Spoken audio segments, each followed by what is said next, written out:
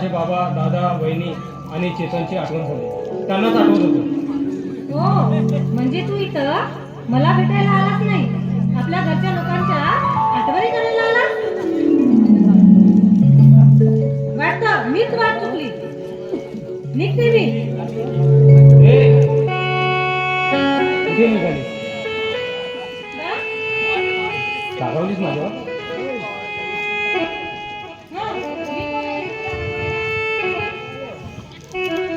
मला जरी वाटतं की राग हा ना स्त्रियांच्या नाकावरच असतो, तेही खरंच आहे म्हणा, कारण स्त्रियांची जातच तशी असते ना. हो, तुम्ही पुरुष स्वतःला खूप महान समजताय. खरं तर पुरुषासारखी ध्रुव जात नाही. अरे, तुझ्यावर कोणीच काही विश्वास नाही. विश्वास नाही? मग हा प्रेम कशाला ग? नशीब माझं केलं तर भोगावंच लागेल. ए, अगं नशिबाला का दोष देत आहेस? अगं जिथं विश्वासच नाही मग तिथं प्रेम कशाला? मग काय अर्थ काय अशा उद्धार प्रेमाला? काय अर्थ? नाही सागर, माझं प्रेम उद्धट नाही. खरं तर तुझ्या विना माझं जीवन अपूर्ण आहे.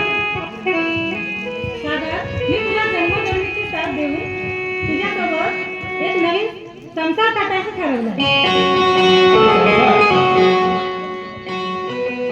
काय बोलतेस याचं तरी भान आहे का तुला? हा? भान आहे?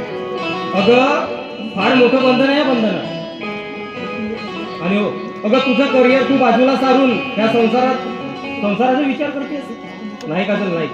अगं फार मोठं बंधन आहे या बंधनात, जिथं माझे ध्येय, माझं करिअर सोडून मी नाही जगू शकत. अरे सागर, तुला काय वाटतंय? मी एक भावी वकील त्याचा मूर्खपणाचा विचार करेन? नाही सागर, नाही. हा माझ्या करिअर नंतरच्याच कल्पना आहे. मग देणार ना मला साथ? हे काही विचारणं झालं का? अगं करिअर नंतर अख्खा आयुष्य आपलं दोघांचं असेल ना.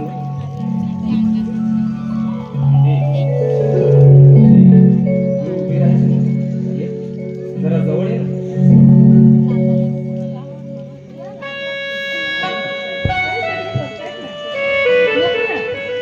ए वेळे, अगं प्रीत संगमातील प्रेम वेळ्या युगुलांना कसली आली कुणाची भीती? तो धुंद होऊन मनसोक्त लुकलकणारा तारा कधी कुणाची भीती बाळगतोय का? हा बेधुंद सडसडणारा वारा कधी कुणाच्या भीतीनं थांबलाय का? अगं अगदी त्याचप्रमाणे आपण सुद्धा आपल्या प्रेमाचा प्रीत फुलोरा असंच माहिती आहे का? बघ तो धुंद होऊन सडसडणारा वारा कसा आहे तुझ्या आणि माझ्या मनाला वेळ लावून जातो. तुझ्या आणि माझ्या मनाला विओढ बेधुंद हा गारवा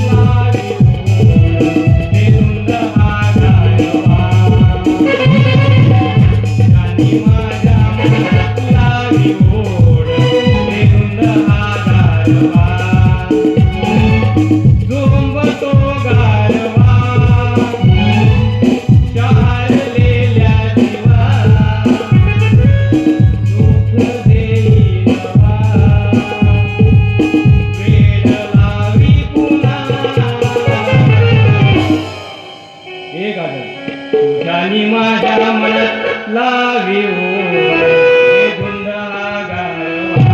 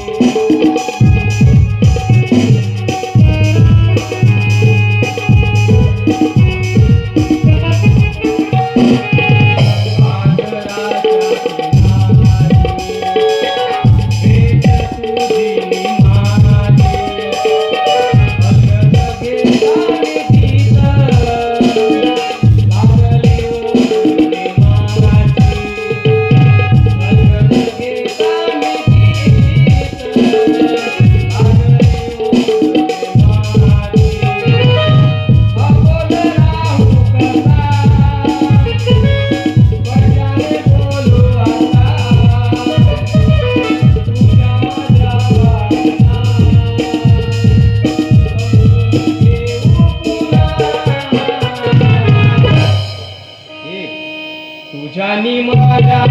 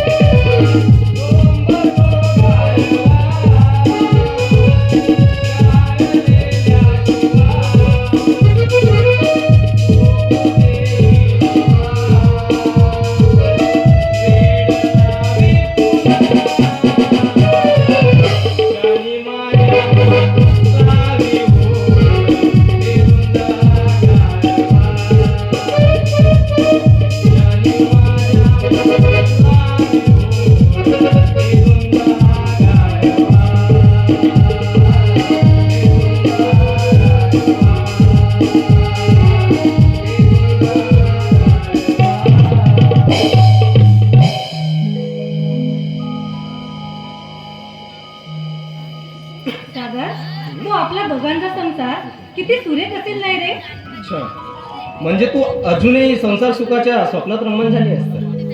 पण काजल, अगं ज्या उंच इमारतीच्या शहरात राहून जे स्वप्न सुख बघतायस ना, त्या शहरातील मी भाग नाही का? अगं इथून शेकडो किलोमीटर दूर असलेल्या एका मालवण नावाच्या गावातील एक गरीब शेतकऱ्याचा मुलगा आहे मी. अरे, मी सुद्धा मालवणचीच आहे. काय? तू मालवणची? कदाचित तुला माहित नसेल. त्याला फक्त मालवणमध्येच नाही तर या संपूर्ण पंचकोशीत मान आहे अशा त्या राघव धर्मेची बहीण आहे मी.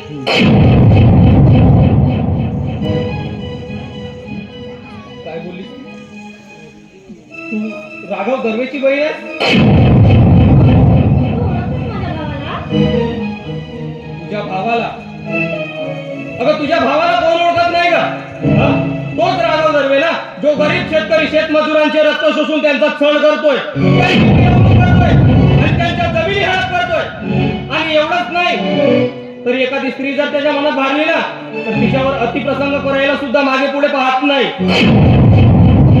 त्या खुनी राक्षस नराधम राघव दर्वेची बहीण आहेत ना. खबरदार सागर, माझ्या भावाला एक शब्द बोलला तर. अरे तुझी हिंमतच कशी झाली? माझ्या भावाबद्दल अशब्द बोलायला? या साऱ्या पंचकोशीत माझ्या भावाचा मान आहे. गरीब अनाथ शेतमजुरांना पैसाच नाही तर खायला घालण्यापासूनची मदत करतोय माझा भाऊ. आणि तू माझ्या भावाची आशंका करतेस? अरे माझ्या भावाचे उपकार आहे या मालवणच्या लोकांवर. आणि तू अशा महान विभूतीवर कशी आरोप करते?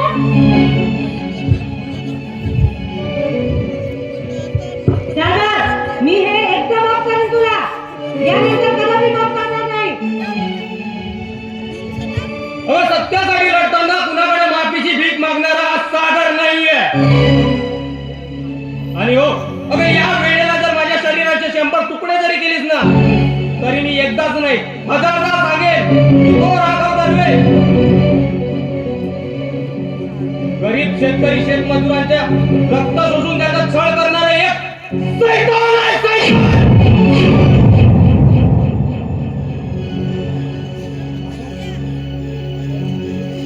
सागर, सागर, तू तर एक करायची सीमा ओलांडला. तुला शेवटचे सांगू ठेवते, जर यापुढे तू माझ्या भावाबद्दल हा शब्द जरी बोललास तर मी विसरून जाईन कधी मी तुझ्यावर प्रेम केले होते म्हणून. कुणाला धमकावतीस तू? हा?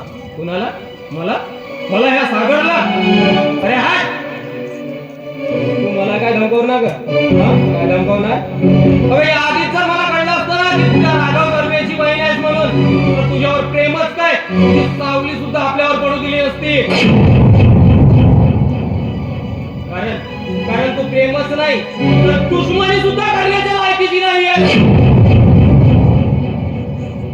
आणि हो, तू मला विसरण्या अगोदर मी तुला सांगत आहे की या वेळेला तुझा आणि माझा कोणताही संबंध नाही. आणि एक लक्षात घे, यानंतर जर माझा कोणी दुश्मन असेल ना तर ती फक्त तू असणार, तू. अरे काय रे? कुणाला धमकी देतोस तू?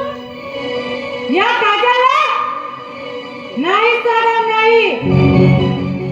ही काजल तुझ्या प्रेमात आंधळी होऊन तुला विसरू शकणार नाही असं वाटतंय तुला?